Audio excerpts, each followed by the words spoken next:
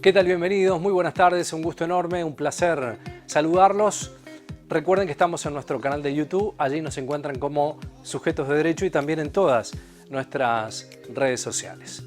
Bienvenidos, muy buenas tardes, comienza Sujetos de Derecho.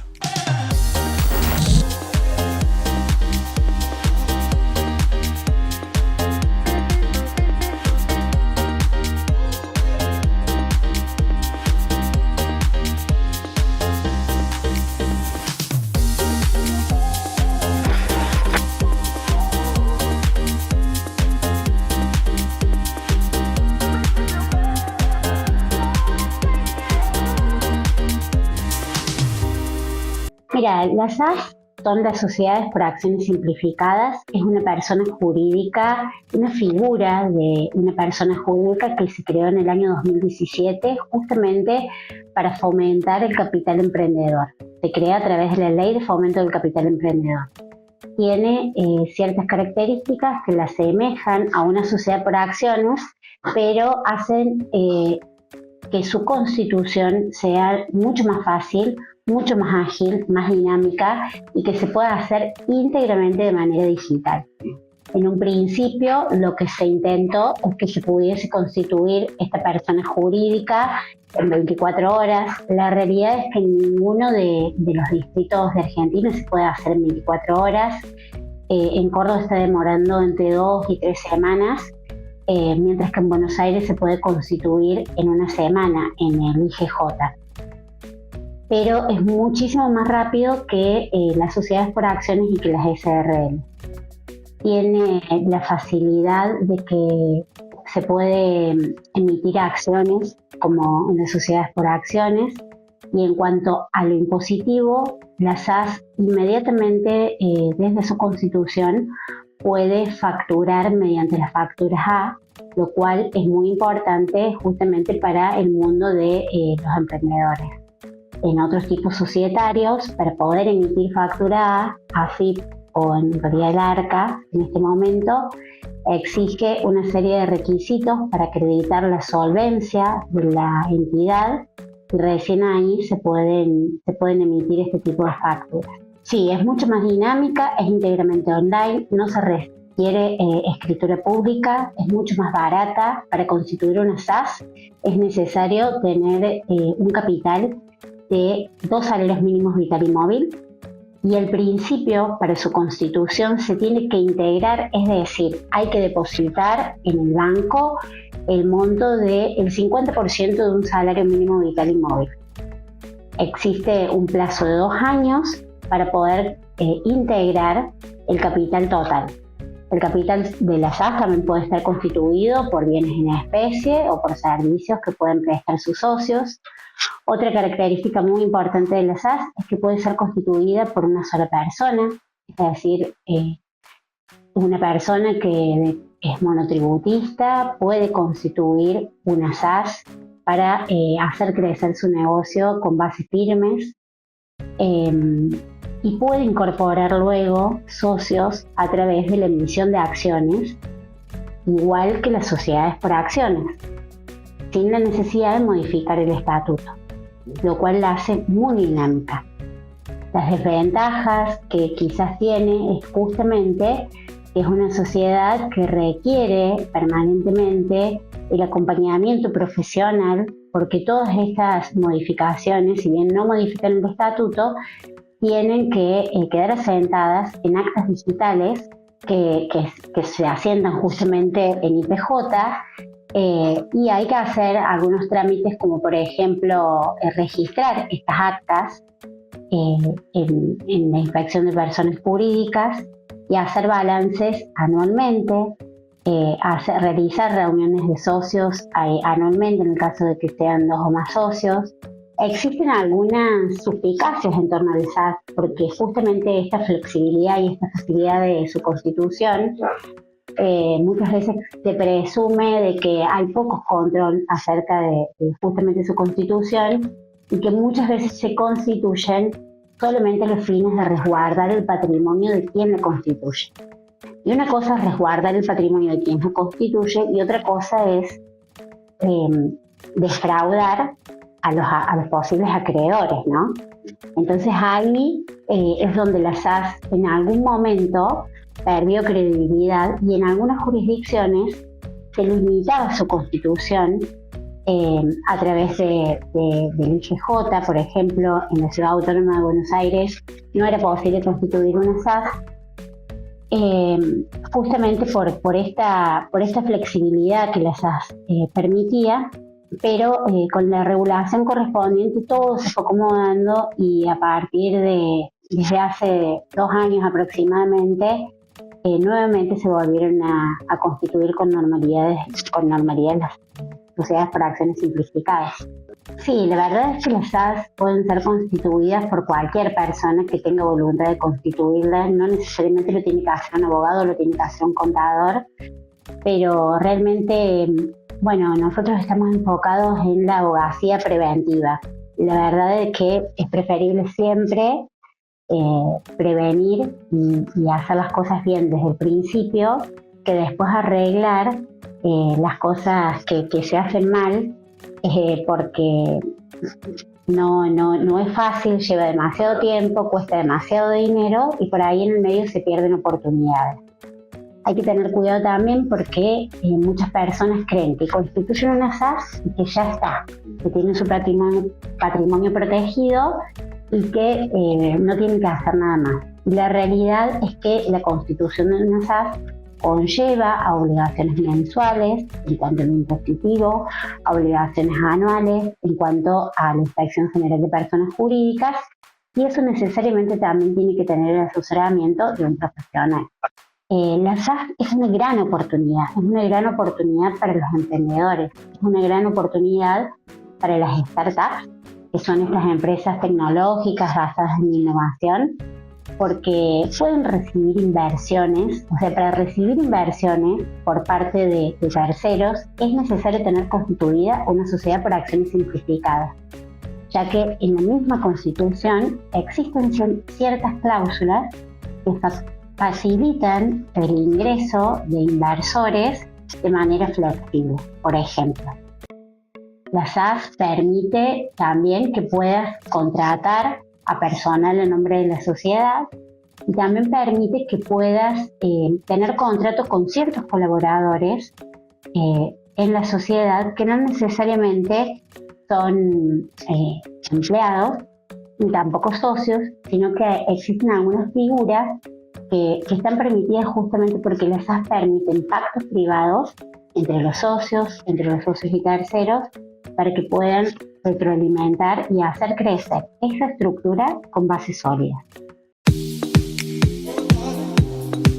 Bueno, los planes de autoahorro o contratos de autoahorro, si bien constituyen una alternativa accesible y en principio sencilla, digamos, a la cual recurren los argentinos para cumplir su sueño del 0 kilómetro, en la práctica se ha convertido en terreno fértil, digamos, para los incumplimientos, las violaciones de parte de los proveedores de estos bienes, que en estos casos serían las fabricantes de los automotores, las administradoras o financiadoras de los planes de autoahorro y las concesionarias, que son la cara visible o quienes comercializan justamente estos planes ante los consumidores.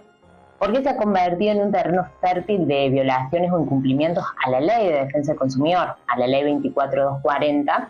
Porque justamente estos proveedores o empresas profesionales en el rubro se abusan de su posición dominante frente al consumidor, que en estos tipos de contratos son la parte débil o más vulnerable, atento a que el consumidor, cuando va a celebrar este contrato de autoahorro, no tiene la libertad para contratar, negociar las condiciones contractuales, sino más bien se trata de condiciones predispuestas.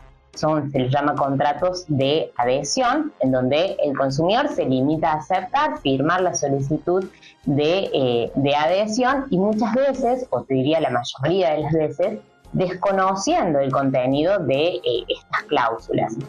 Justamente este desconocimiento de parte de los consumidores radica en la infracción que cometen las administradoras y concesionarias de estos planes en el deber de informarles cuál es efectivamente el contenido de estos contratos, cuáles son sus derechos y cuáles son sus deberes. Bueno, y de allí luego se derivan, digamos, los problemas, o los consumidores ingresan en un laberinto, como yo, contractual, cuando, digamos, lo que se prometió no se es cumplido por parte de esta empresa.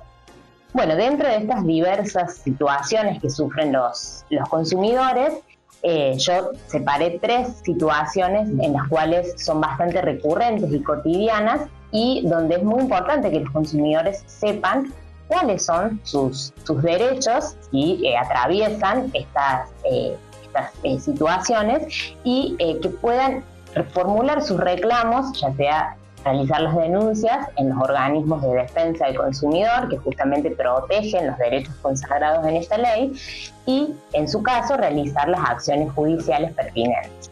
Bueno, dentro de estas 3 situaciones, una de ellas es el caso en que el consumidor ya haya, digamos, adjudicado su vehículo 0 kilómetros, ya sea por sorteo o por licitación, y a partir de ello, luego de realizar el pedido de su unidad adjudicada, comienza a computarse el plazo en donde la administradora del plan de ahorro tiene la obligación de hacer entrega del vehículo. ¿Qué sucede? Cada contrato establece un plazo determinado para hacer entrega de esta unidad. Pero muchas veces lo que los consumidores desconocen es que una vez vencido ese plazo que se establece por contrato, tienen derecho a reclamar lo que se llama una penalidad o multa contractual cuando la administradora no entrega efectivamente la unidad automotor. Y allí es donde empiezan los problemas y un largo peregrinar por parte de los consumidores, en donde las empresas muchas veces demoran no solo meses, sino a veces años en hacer entrega de este automotor que con tanto esfuerzo los consumidores pagan mes a mes. Entonces, existen son miles de denuncias que hoy existen en contra de estas empresas por este incumplimiento. Y justamente lo que es importante es que el consumidor sepa que ante esta situación tiene derecho a reclamar esta multa o penalidad contractual que está prevista dentro de las condiciones del contrato, y que incluso el cálculo de cuál sería esa penalidad o indemnización que tiene derecho a reclamar el consumidor está también establecida en el contrato. Pero ¿qué sucede? Los consumidores no conocen este derecho que poseen, porque justamente al momento de venderles el plan no se les ha informado, y justamente allí se incurre nuevamente lo que es el deber de información.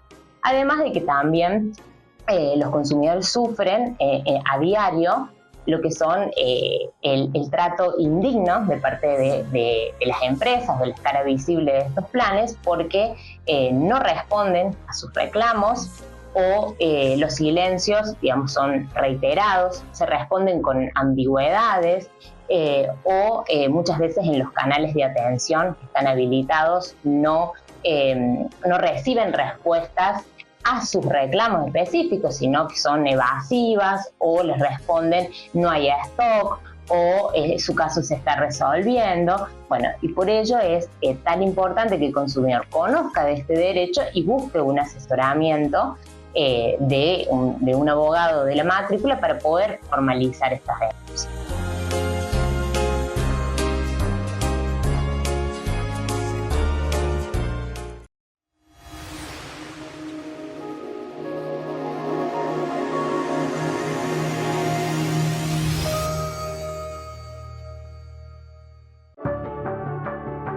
Toma 2 colectivos para ir a la facu.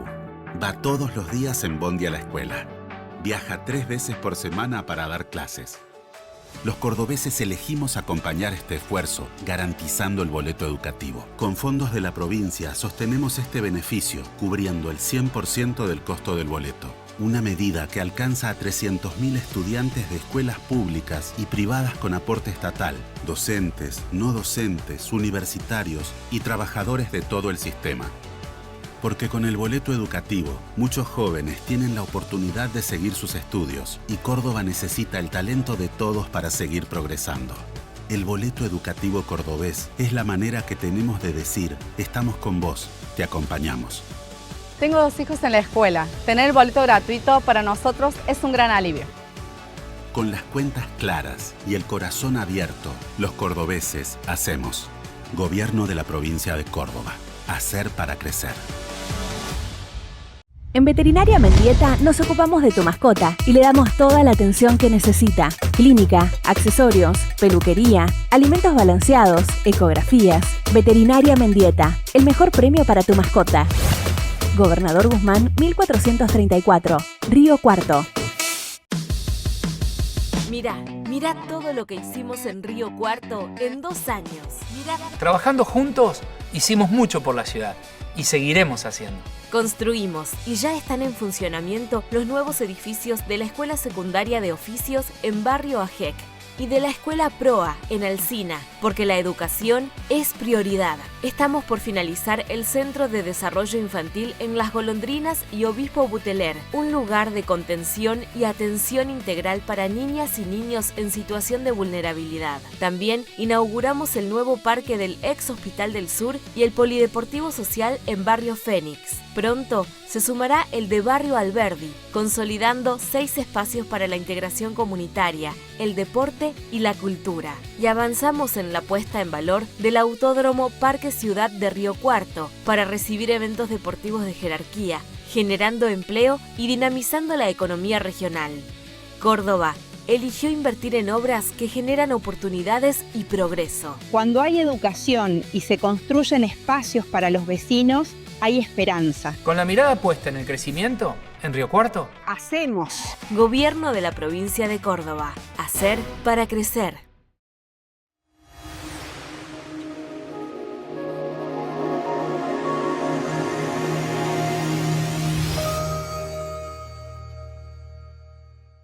Este es un caso que ocurrió en Córdoba y el juzgado número 6 lo encabezó la magistrada Marcela Alejandra Menta en el juzgado número 6 de Córdoba.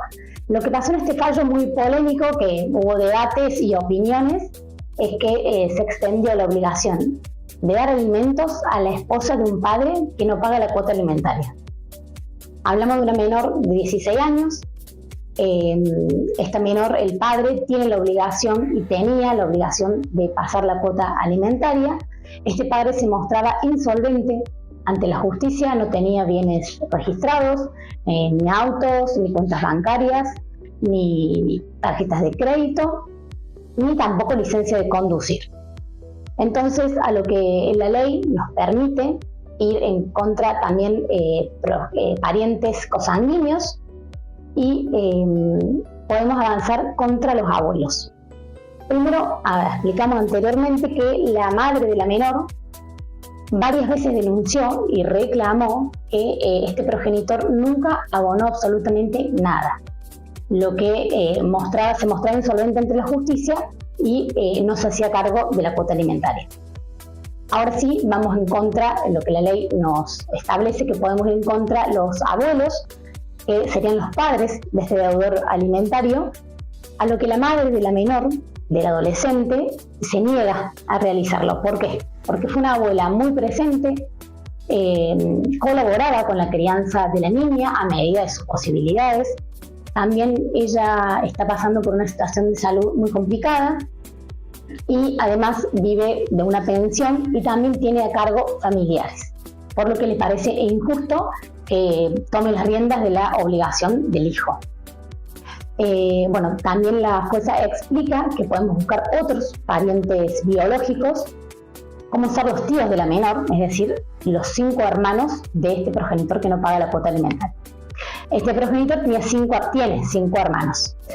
Se argumentó en el expediente que ninguno de estos hermanos puede afrontar la cuota porque atraviesan una situación económica complicada, por lo que la jueza toma la decisión de extender esta obligación alimentaria a la nueva esposa, ya que ambos, el progenitor y la nueva esposa, tenían un estilo de vida alto o cómodo, pero podían afrontar la cuota alimentaria.